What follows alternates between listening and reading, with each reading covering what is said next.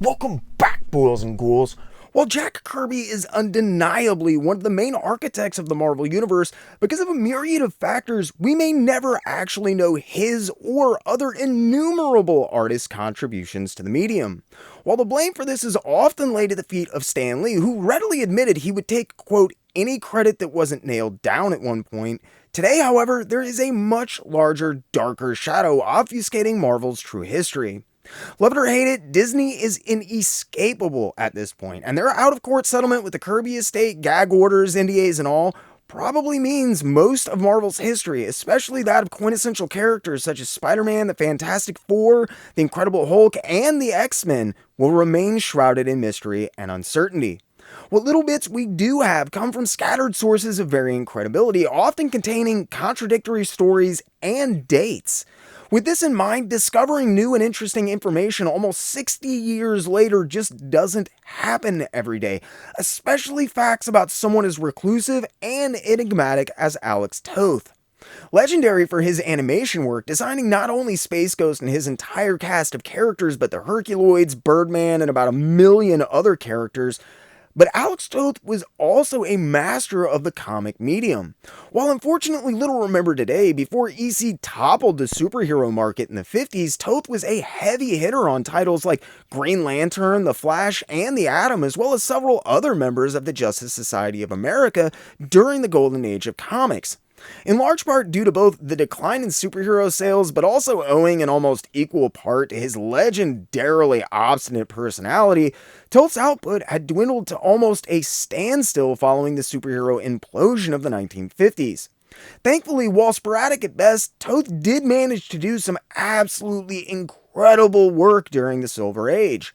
Around July of 1965, as Kirby's workload was getting completely out of hand, Marvel began hiring some true titans of the industry to fill Kirby's inimitable shoes, many of whom had enjoyed a lot of success at Marvel's predecessor, Timely Atlas. Among these new hires was one Alex Toth. Despite the issue's legendary status among collectors for introducing both the Juggernaut and telling Professor X's origin story, few people are aware that Jack Kirby only contributed layouts while Alex Toth did the actual pencils for X-Men 12.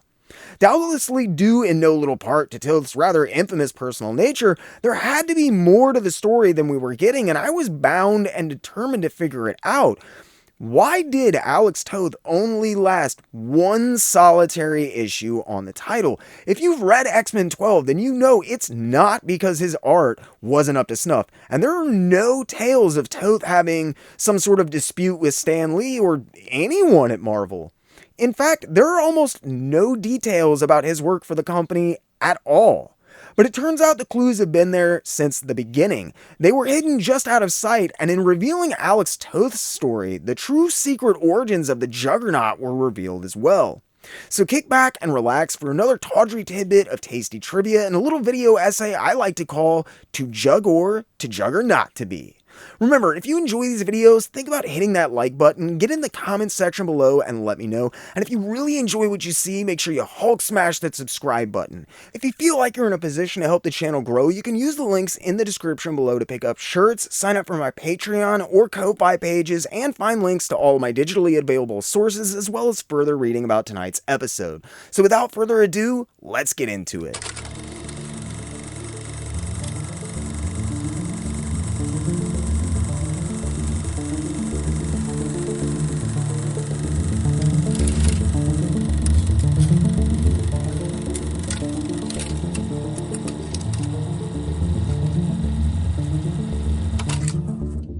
While you can argue about a lot of things, there's no denying that Marvel kicked off an entirely new era with the release of the Fantastic Four in 1961. What followed was an absolutely insane onslaught of new releases from the company that would radically redefine the entire industry. Together, Jack Kirby and Stan Lee, along with a spate of other incredible creators such as Steve Ditko, introduced an astounding roster of what would become some of the most beloved and valuable characters, not just in comics, but in the world.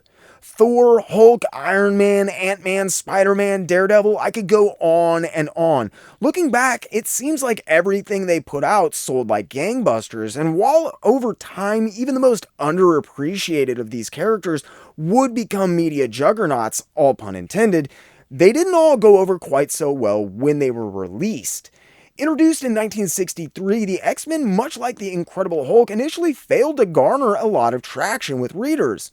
With books like the Fantastic Four lighting up newsstands and characters like Thor who were much closer to his heart, the X-Men particularly never seemed to be a major concern for Jack Kirby, who handled pencils on the initial 10 issues, or Stan Lee for that matter, both of whom were much more concerned with titles such as Spider-Man and Journey into Mystery, which routinely dwarfed X-Men sales at the time. There was a massive shift going on at Marvel though. Between 1961 and 1964, titles such as Rawhide Kid, Strange Tales, and even Millie the Model were still Marvel's moneymakers, not their superheroes. By 1965, this was definitely changing though. Characters like Spider-Man and Thor, who appeared in Journey into Mystery at the time, had begun to creep into the top tier of sales, and the overwhelming amount of fan, critic, and media attention Marvel had begun receiving was almost entirely exclusively having to do with their superheroes.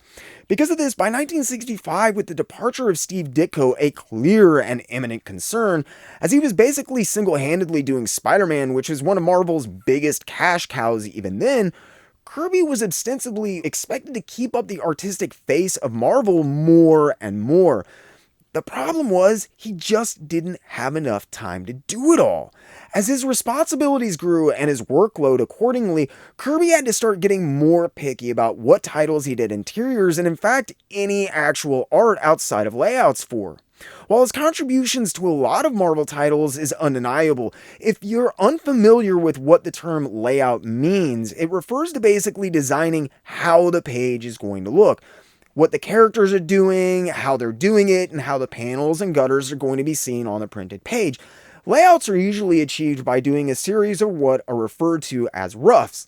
Roughs are basically what one might assume from the name in this context, crudely fashioned sketches of what the finished panel is supposed to look like. As can be imagined, according to this definition, there's a wide array of levels of detail that artists put into their layouts and roughs.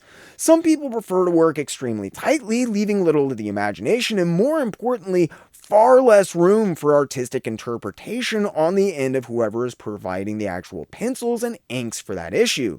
Others, like Jack Kirby, used only the most rudimentary sketches for layouts, much preferring to add the details and flourishes of the final composition, either during the pencil rendering or, as Kirby was often wont to do, the inking process. By working in this fashion, much like Lee and his Marvel method of writing, Jack Kirby was able to produce an exponentially larger body of work Marvel could put his name on and be maintained as the face of the Marvel House style.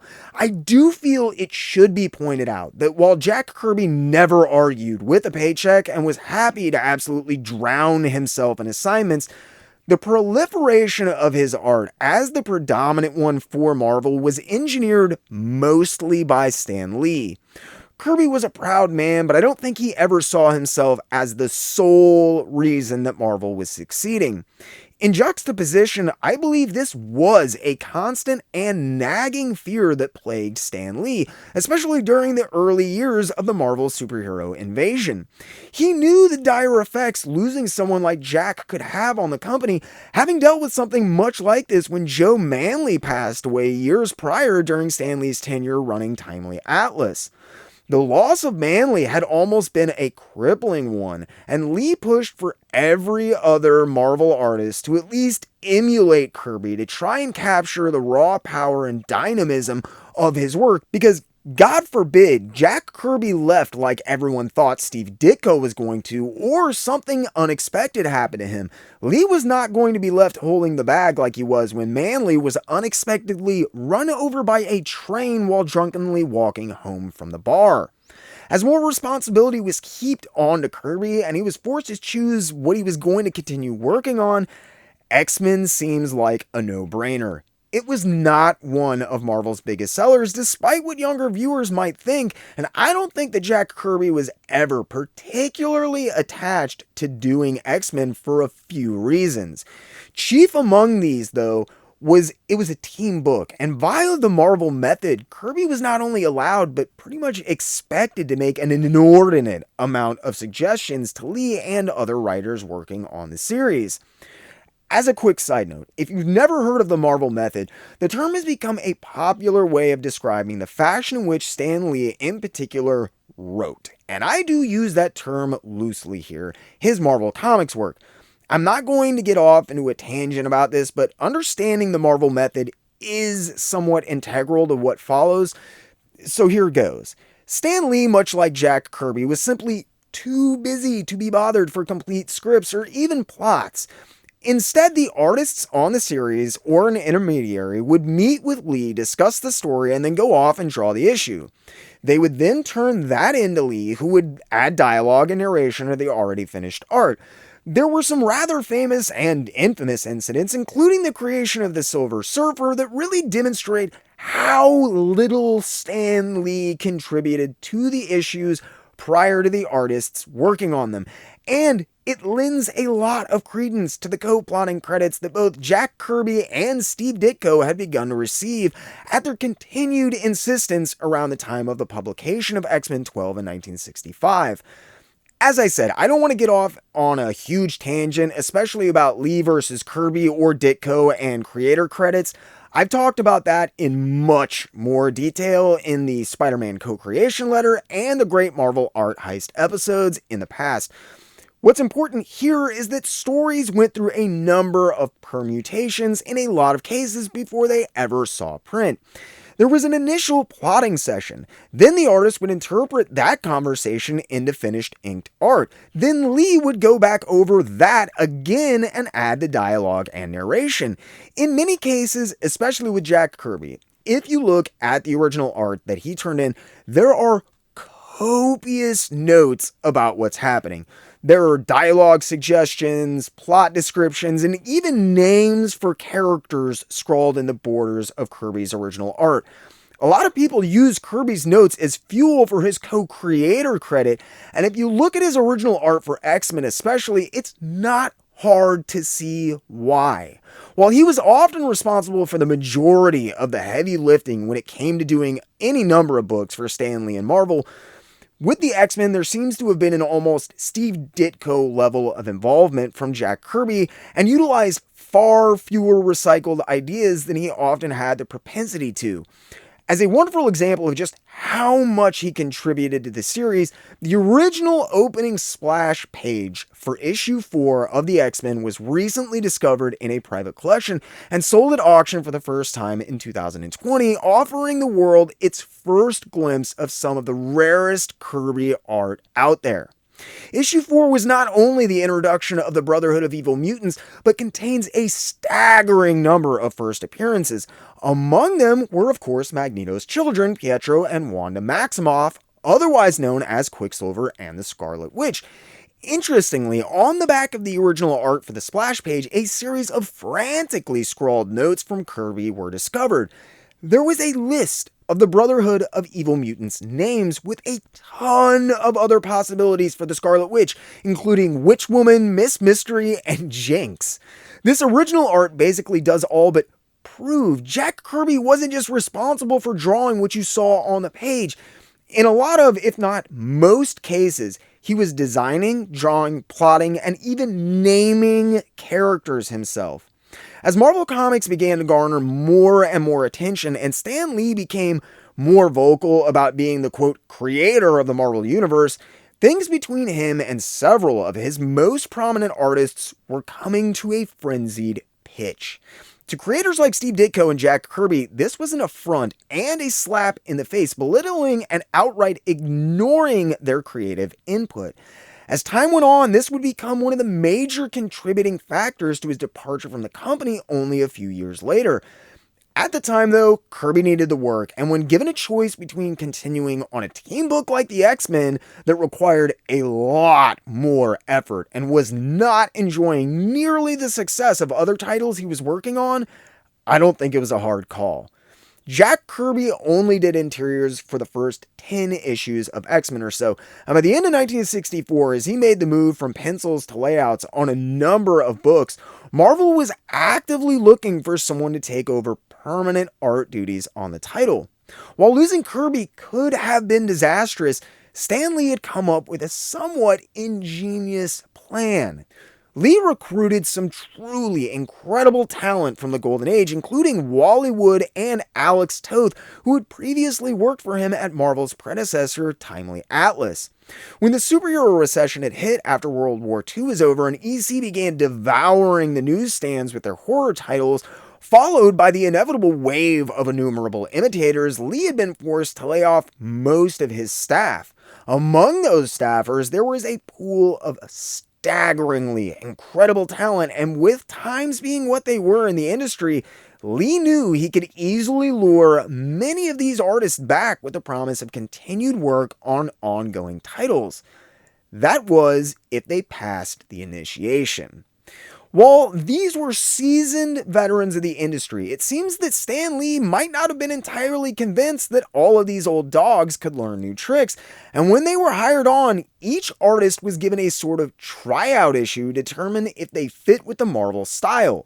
For anyone who had been around the block, it was obvious that Marvel really was making a concerted effort to elevate their art game as the departure of Steve Ditko loomed, and Jack Kirby literally found himself without enough time in the day to do covers and interiors for every one of Marvel's books besides Spider-Man.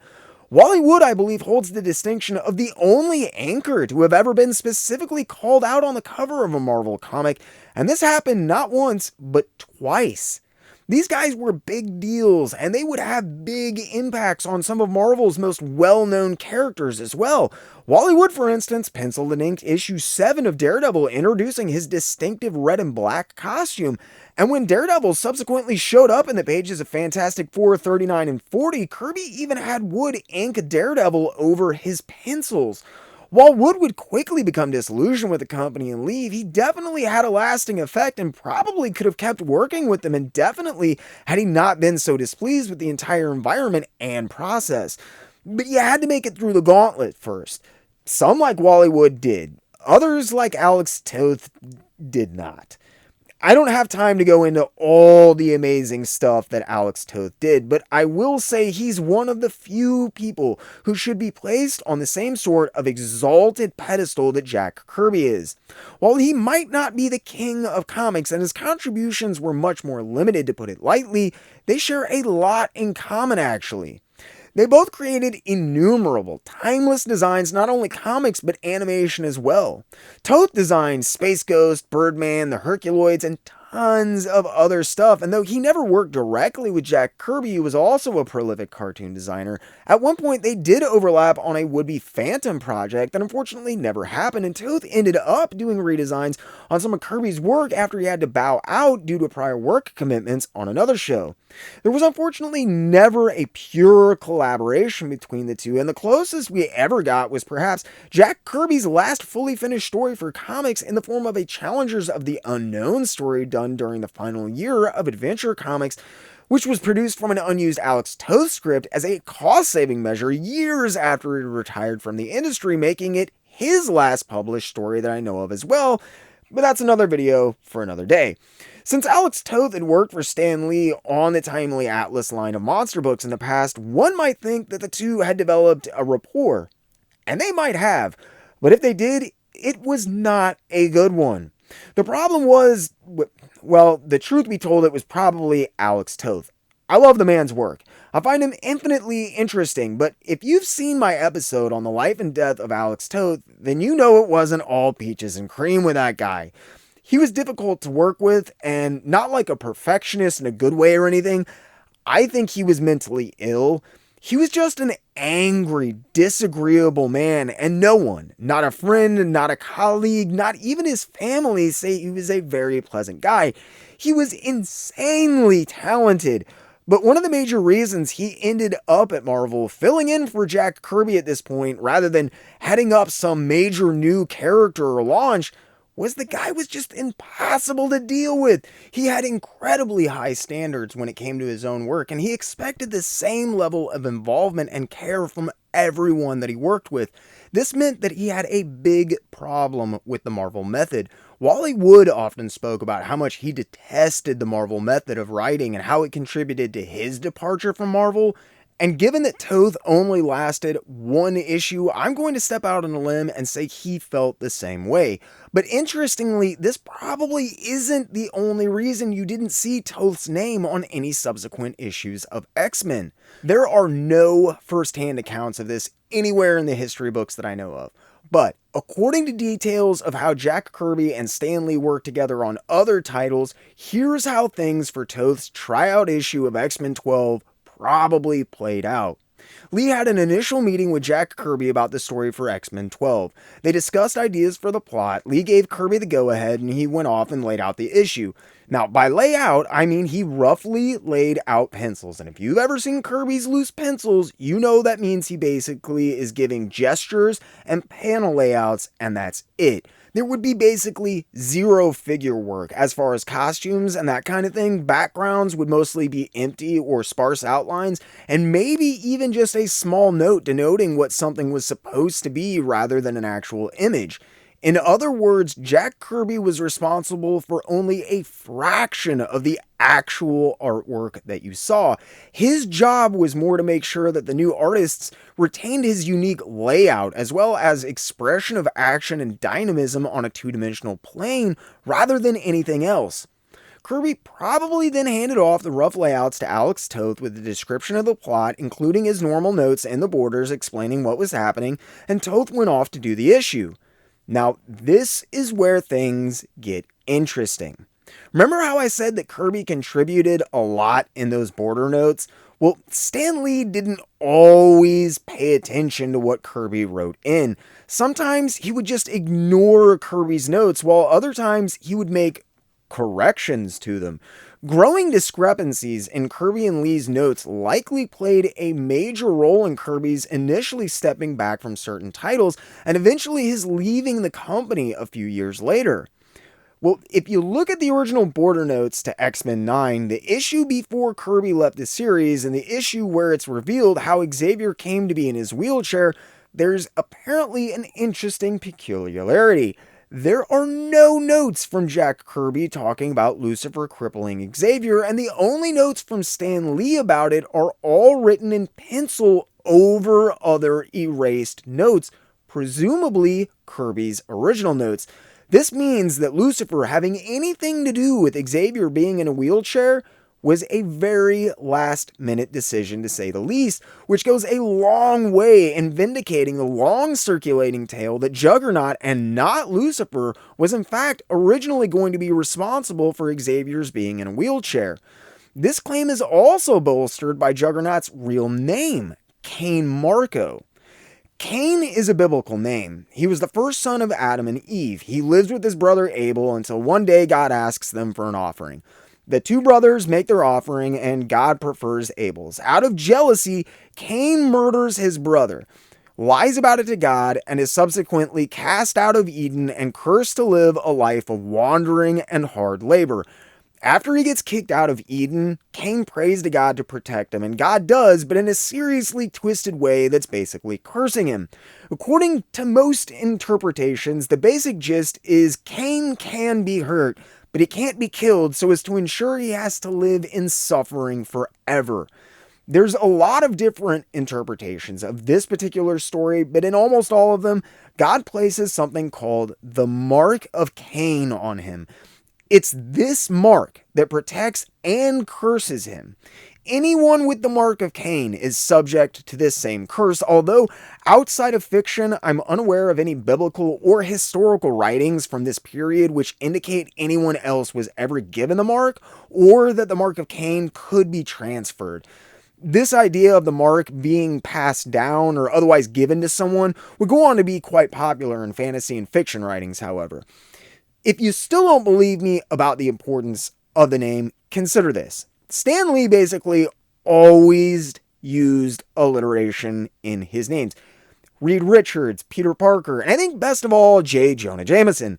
It got to be absolutely ridiculous, and he's admitted he did this for a few reasons over the years, but I think the most plausible I ever heard was he was just writing too many comics and couldn't remember everyone's names. If he used alliteration, all he had to do was basically remember one letter. But Cain Marko is about as far away from a traditional sounding Marvel name as you can get. It's almost certainly a reference to the biblical character of Cain. I'm not usually much for supposition, but in this case, I really just don't see any logical reasoning that contradicts this line of thought. This all indicates that originally, sometime before issue 9 came out, when Stan Lee and Jack Kirby were hashing out ideas, they came up with the idea of having Juggernaut be the one responsible for crippling Xavier. Now, mind you, there are no quotes that corroborate this, but when you take the evidence into account, it isn't hard to put the pieces together, really. And thankfully for all of us, a guy named Mike Gartland has spent years going over Kirby's original art doing just that. Gartland was the first to report about the marked out notes on X-Men 9, and while he's never detailed what followed, I'd imagine after his discovery regarding Lucifer's involvement, or rather lack thereof, with Xavier's injury, he sought out and examined more original Kirby art in search of answers. One of the ways Gartland attempted to make out Kirby's original notes is actually a fairly interesting and resourceful one. He lightboxed the original art. If you put a piece of original inked art up on a lightbox, you can oftentimes make out some of what's underneath, even say something that was erased.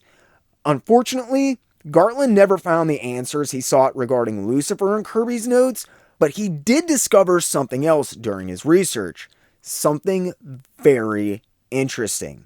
When Gartland examined the original art, he quickly saw that the printed image of Juggernaut from the classic final panel of X-Men 12 introducing what he looked like was actually a paste stub. The entire original figure had been covered up with a completely new one. Anxious to discover what was hidden under the paste stub, Gartland tossed it onto a lightbox, and there, obfuscated by the Kirby paste stub, was a completely different version of Juggernaut. Remember how I mentioned that Alex Toth himself was also a prolific designer?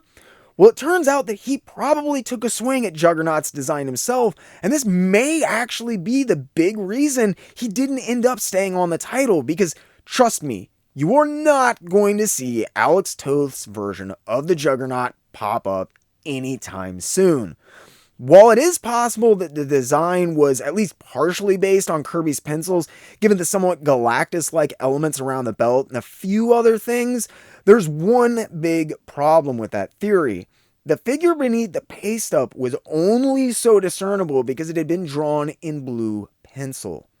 According to interviews with just about everyone, and specifically Mark Evanier, who was his assistant at this point, Jack Kirby hated blue pencils. Evanier has even gone so far as to make a list of the materials that Kirby used during this period, and trust me, blue pencils are not on that list. Kirby was reportedly very unfond of them for a few reasons, actually. The most common reason I've come across for his distaste of blue pencils is that they just slowed Kirby down and added an unneeded step because of how he composed and drew stuff. Mark Evanier has said that by the 70s, Kirby would fully render a drawing starting at the top and going to the bottom like a human printer. It was unlike anything he'd ever seen, and Evanier's not alone. This is probably how Kirby managed to produce the unholy amount of work that he did for so many years. Regardless of the reasons, Kirby's rather famous distaste for blue pencils means that it was almost certainly Alex Toth who came up with the bizarre character design hidden beneath Kirby's paste up. The rest of the issue shows only vague outlines and a blurred figure in constant motion, so it didn't require any fixing as far as I know. Since the Juggernaut only appears on the final panel of the final page in X-Men 12, Kirby probably knew he could get away with letting Toth do whatever he wanted with the character, and it wouldn't take a whole lot of effort to change it if need be. This is another thing that indicates that Jack Kirby probably wasn't responsible for designing the original version of the Juggernaut. It was rare he was asked to completely redesign characters this far along in the process.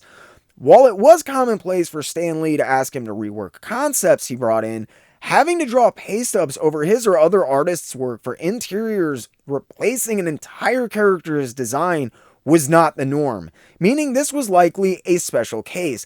And it's not hard to see why Stan Lee thought that Juggernaut might not have fit in super well with the rest of the X-Men universe at that point.